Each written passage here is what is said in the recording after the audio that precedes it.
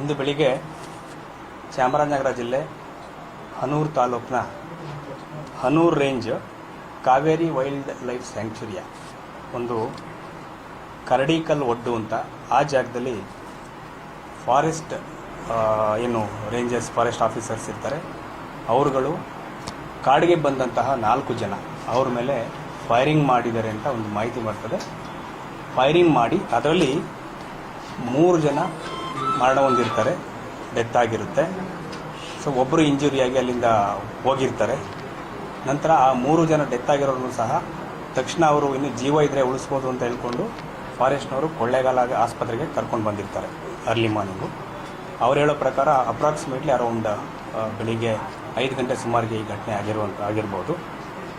So ಅದರಲ್ಲಿ ಏನು ಮರಣ ಹೊಂದಿದ್ದಾರೆ ಡೆತ್ ಆಗಿರುವಂಥವ್ರು 3 ಜನ, ಆಂಟೋನಿ ಸ್ವಾಮಿ ಅಂತ 50 ವರ್ಷ, ಮತ್ತು ಜಾನ್ ರೋಸ್ ಪೀಟರ್ ಅಂತ 42 ವರ್ಷ, ಮತ್ತು ಕುಮಾರ್ ಸವಾರಿಯಪ್ಪನ್ ಅಂತ ಅವರು 35 ವರ್ಷದವರು, ಮತ್ತು ಇಂಜೂರ್ಡ್ ಹೆಸರು ಮಹಿಮಾ ದಾಸ್ ಅಂತ ಸುಮಾರು 44 ವರ್ಷ. ಅವರು ಅಲ್ಲೇ ಹತ್ತಿರದ ತೊಮಾಯರ್ಪಾಳ್ಯ ಮತ್ತು ಮರಿಯಮಂಗಳ ಅಂತ ಊರಿನವರು. ಅದರ ನಂತರ ಇದನ್ನು ಹೆಚ್ಚಿನ ಅದಕ್ಕೆ ಏನು ಮರಣೋತ್ತರ ಪರೀಕ್ಷೆಗೆ ಅಂತ ಹೇಳ್ಬಿಟ್ಟು ನಾವು ಆ ಮೃತದೇಹಗಳೇನಿದ್ದು 3 ಇದನ್ನು ನಾವು ಮೈಸೂರಿನ ಕೇರ್ ಆಸ್ಪತ್ರೆಗೆ ಶಿಫ್ಟ್ ಮಾಡಿಸಲಾಗಿರ್ತದೆ.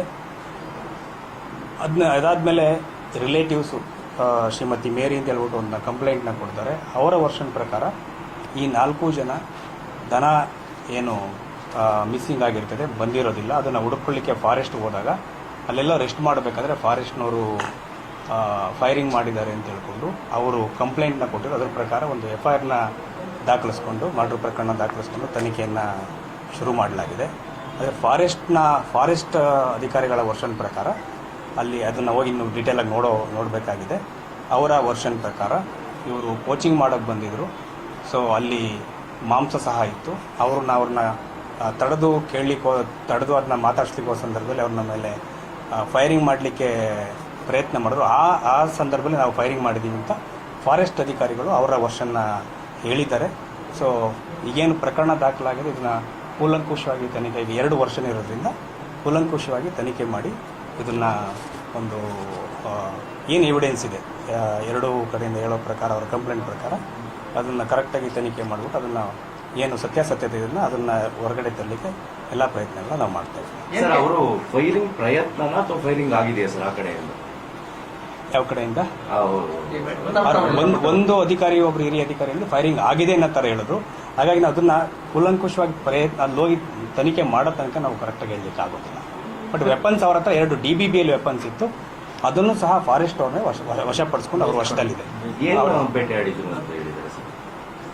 ಸ್ವಲ್ಪ ಮಾಂಸ ಸಿಕ್ಕಿದೆ ಅಂತ ಹೇಳಿದ್ರು, 1-2 ಚೀಲದಲ್ಲಿ. ಯಾವುದಾದ್ರು ಪ್ರಾಣಿದು ಅಂತ ನಾವು ಕನ್ಫರ್ಮ್ ಆಗಿ ಗೊತ್ತಿಲ್ಲ. ಅದನ್ನ ಇನ್ನು ಸ್ವಲ್ಪ ಚೆಕ್ ಮಾಡಿ ಹೇಳ್ತೀವಿ, ಪ್ರಕರಣದಲ್ಲಿ ಚೆಕ್ ಮಾಡಿ.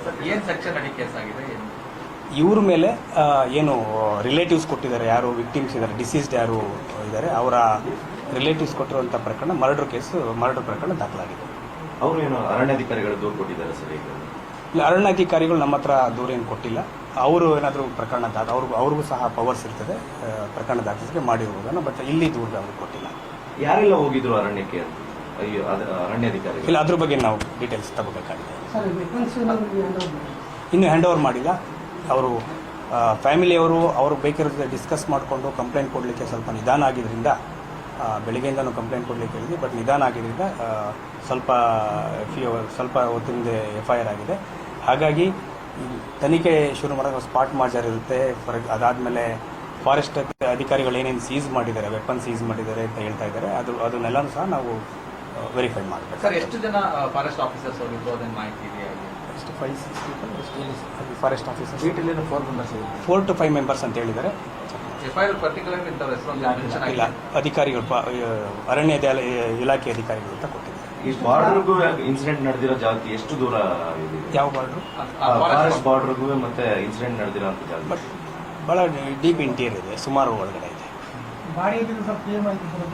PM ಇನ್ನೂ ಆಗಿಲ್ಲ. ಏನಾಗಿದೆ, ಈ ಕೇಸು ದಾಖಲಾಗಲಿಕ್ಕೆ ಅವ್ರ ಕಂಪ್ಲೇಂಟ್ನ ಕೊಡಲಿಕ್ಕೆ ನಿಧಾನ ಆಗಿದ್ದರಿಂದ ಈಗ ಅದಾದಮೇಲೆ FIR ಆದಮೇಲೆ ಬಾಡಿ ಇನ್ಕ್ವೆಸ್ಟ್ ಅಂತ, ಅಂದರೆ ರಿಲೇಟಿವ್ಸ್ ಪ್ರೆಸೆನ್ಸಲ್ಲಿ ಮಾಡಬೇಕಾಗ್ತದೆ. ಆ ಇನ್ಕ್ವೆಸ್ಟ್ ಮಾಡಲಿಕ್ಕೆ ರಿಲೇಟಿವ್ಸ್ನ ಕರ್ಕೊಂಡು ನಮ್ಮ ಅಧಿಕಾರಿಗಳು ಮೈಸೂರಿಗೆ ಹೋಗ್ತಾ ಇದ್ದಾರೆ.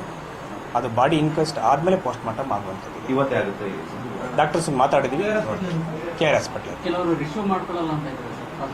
ಅದು ನೋಡೋಣ, ಈಗ ನಮ್ದೇನು ಪ್ರೊಸೀಜರ್ಸ್ ಇದೆ ಮಾಡ್ತೇವೆ. ಈಗ ಡಿಮ್ಯಾಂಡ್ಸ್ ಏನಿದೆ ಸರ್ ಪ್ರತಿಭಟನೆಗಳು ಮಾಡ್ತಾ ಇದ್ದಾರೆ ಅವ್ರದ್ದು? ತನಿಖೆ ಬಗ್ಗೆ ನಾನು ಮಾತಾಡ್ತೀನಿ, ಡಿಮ್ಯಾಂಡ್ಸ್ ಬಗ್ಗೆ. Thank you.